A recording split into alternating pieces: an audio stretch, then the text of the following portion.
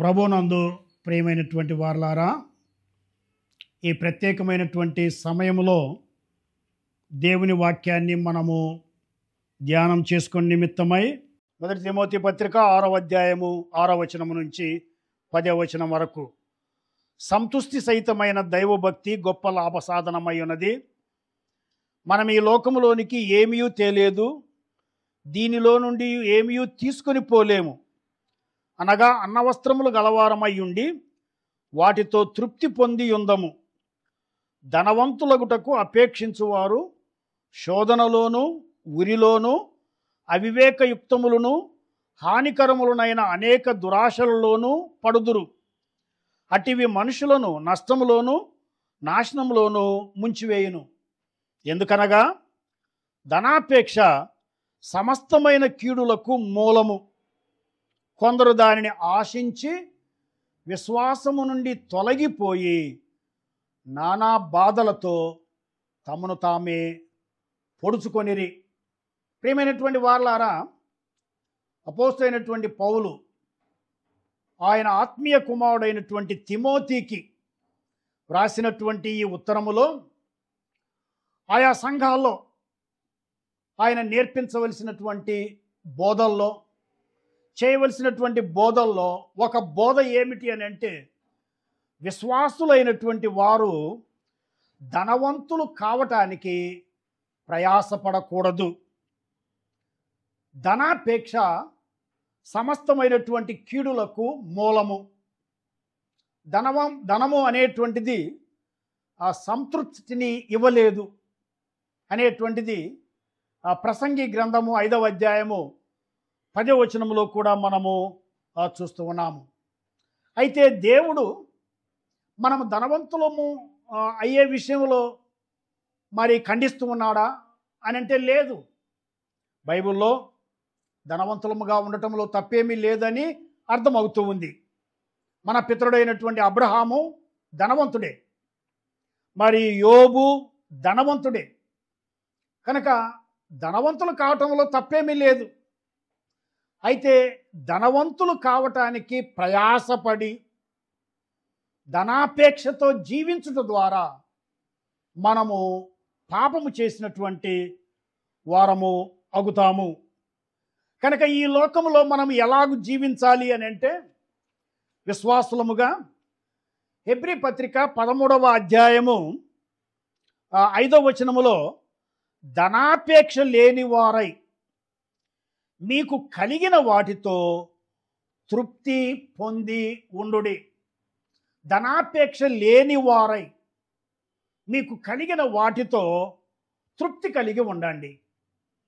కనుక ఈ ధనాపేక్షను గురించి మనము ఈ సమయంలో కొంతవరకు అర్థం చేసుకోవడానికి ప్రయత్నము చేద్దాం. మనందరికీ కూడా ధనము కావాలి, డబ్బు కావాలి. డబ్బు లేకపోతే జీవితము ముందుకు సాగదు, జీవించలేము.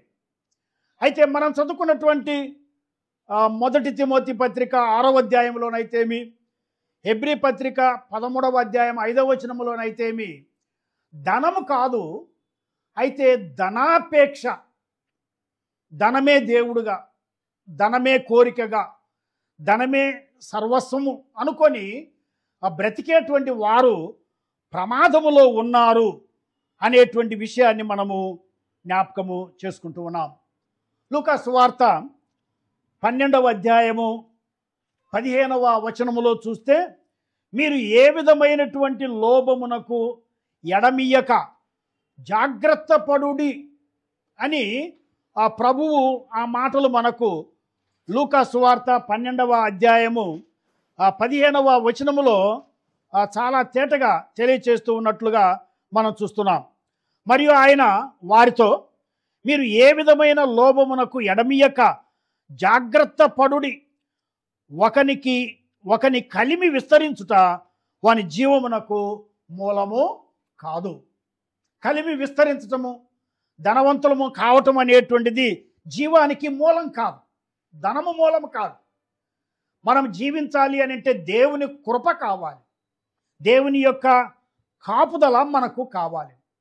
మనందరం కూడా ఈ అంత్య దినాల్లో జాగ్రత్త తీసుకోవాల్సినటువంటి విషయం ఏమిటి అని అంటే ధనాపేక్షను గూర్చి మనము జాగ్రత్త పడాలి. ధనాపేక్షను విసర్జించాలి. దాన్ని పోషించకూడదు. ధనము కొరకు జీవించకూడదు. ఈ ధనము అనేటువంటిది చాలా చెడ్డది. బైబిల్లో కూడా ఏముందంటే అన్యాయపు సిరి వలన స్నేహితులను సంపాదించుకొనుడి. ఈ డబ్బుకు ఉన్నటువంటి స్వభావం ఏంటంటే అన్యాయం చేయటం. అంటే దానిలో ప్రాణం లేదు, కానీ ఆ డబ్బును ఉపయోగించి చెడు పనులు చేయటం, నరహత్య చేయటం, హాని చేయటం అనేటువంటిది జరుగుతూ ఉన్నది. కనుక ధనమును గురించి, ధనాపేక్షను గురించి, ధనవంతులమయ్యేటువంటి విషయాన్ని గురించి మనము చాలా జాగ్రత్తగా ఉండాలని దేవుని వాక్యం మనల్ని హెచ్చరిస్తూ ఉంది. మరి what is the problem with this money? డబ్బు కలిగి ఉండటం అనేటువంటిది తప్పు లేదు అని మనం చెప్పుకుంటూ ఉన్నాము. అయితే డబ్బును ప్రేమించినట్లయితే మొట్టమొదటి ప్రాబ్లం ఏమిటి అని అంటే మనము సమస్యలో పడతాం, చిక్కులో పడతాం. మీరు ధనాపేక్ష లేని వారై జీవించాలా అని దేవుని వాక్యం చెప్తూ ఉంటే, ధనాపేక్ష కలిగి మనం జీవించినట్లయితే మనము తప్పు చేసిన వారమైతాము, ఆ శ్రమలోనికి వెళ్ళిపోతాం.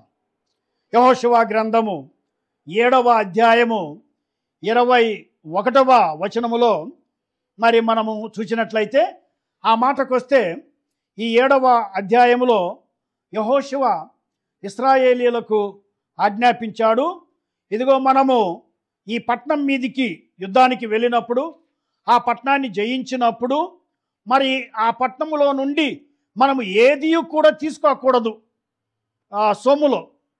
అయితే ఈ యొక్క ఆకాను అనేటువంటి వ్యక్తి ఏమి చేశాడు అని అంటే దోపుడు సొమ్ములో ఒక మంచి షీనారు పై వస్త్రమును, 200 తులముల వెండిని, 50 తులముల ఎత్తుగల ఒక బంగారు కమ్మిని నేను చూచి వాటిని ఆశించి తీసుకొంటిని.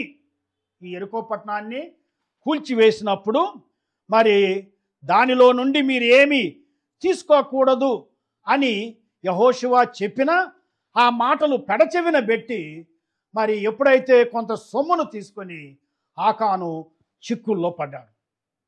ధనాపేక్ష మనల్ని చిక్కుల్లోనికి నెట్టివేస్తుంది అనేటువంటి విషయాన్ని మనం చూస్తున్నాం. రెండవదిగా ప్రియులారా, ఎప్పుడైతే మనం ధనాపేక్ష కలిగి ఉంటామో అప్పుడు మనకు యాంగ్జైటీ, ఆందోళన, మరి చింత పెరిగిపోతుంది. ఈ ఆకాను ఆ దొంగతనం చేశాడు. అయితే దానిని ఎలాగూ దాచుకోవాలి, ఎక్కడ దాచుకోవాలి అనేటువంటిది ఎంతో ఆలోచన చేసి అతడు ఏమి చేశాడు అని అంటే తన గుడారము మధ్యన భూమిలో దాచుకున్నాడు. ఎంత యాంగ్జైటీ ఉందో చూడండి. దొంగతనం చేశాడు, డబ్బు సంపాదించుకున్నాడు, డబ్బు తీసుకున్నాడు. దాన్ని దాచుకునేటువంటి విధానంలో తన గుడారంలో దాన్ని పాతి పెట్టవలసి వచ్చింది. కనుక ఆ ధనాన్ని సంపాదించాలనేటువంటి శోధన మన అందరికీ వస్తుంది.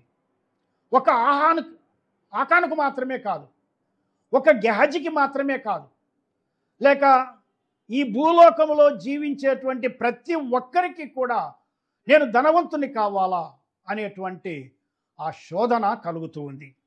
ఆ శోధన వచ్చినప్పుడు మనం జ్ఞాపకం చేసుకోవాల్సిందంటే నేను దేవుని బిడ్డను, దేవుడు నన్ను ధనవంతునిగా చేశాడు కనుక నా అంతట నేను ధనవంతుని కావాల్సినటువంటి అవసరత లేదు అనేటువంటి విషయాన్ని జ్ఞాపకము చేసుకోవాలి. ఎప్పుడైతే మనము మరి తప్పుడు పద్ధతుల్లో డబ్బును సంపాదిస్తామో దానిని పోగొట్టుకుంటాం. యెహోషువ గ్రంథము 7వ అధ్యాయము 25-26 వచనాల్లో మనం చూసినట్లయితే మరి యెహోషువ మరి ఆకానుతో అంటున్నాడు, నీవేళ మమ్మను బాధపరిచితివి, నేడు యెహోవా నిన్ను బాధపరచుననగా. మరి ఆకాను చేసినటువంటి పాపాన్ని బట్టి అతడు బాధను కొని తెచ్చుకున్నాడు అనేటువంటి విషయాన్ని మనము జ్ఞాపకము చేసుకుంటూ ఉన్నాం. కనుక ప్రియులారా, ధనాపేక్ష అనేటువంటిది అది అంత ఆరోగ్యకరమైనటువంటి మరి విషయము కాదు. ధనాపేక్ష సమస్తమైనటువంటి కీడులకు మూలము, సమస్తమైనటువంటి కీడులకు మూలము అని 1 తిమోతి పత్రిక 6:10 పౌలు ఎలాగ చెప్తూ ఉన్నాడు అని అంటే, దానిని ఆశించి కొందరు తమ్మును తామే చంపుకున్నారంట. బహుశా పౌలు ఎవరిని గురించి ఇక్కడ ఇండైరెక్ట్గా చెప్తూ ఉన్నాడు అని అంటే, యేసు ప్రభు శిష్యుల్లో ఒకడైనటువంటి యూదా ఇస్కరియోతు డబ్బును ఆశించి ప్రభువును 30 వెండి నాణ్యాలకు అమ్మివేసుకున్నాడు. చివరకు తన ప్రాణాన్ని పోగొట్టుకున్నాడు.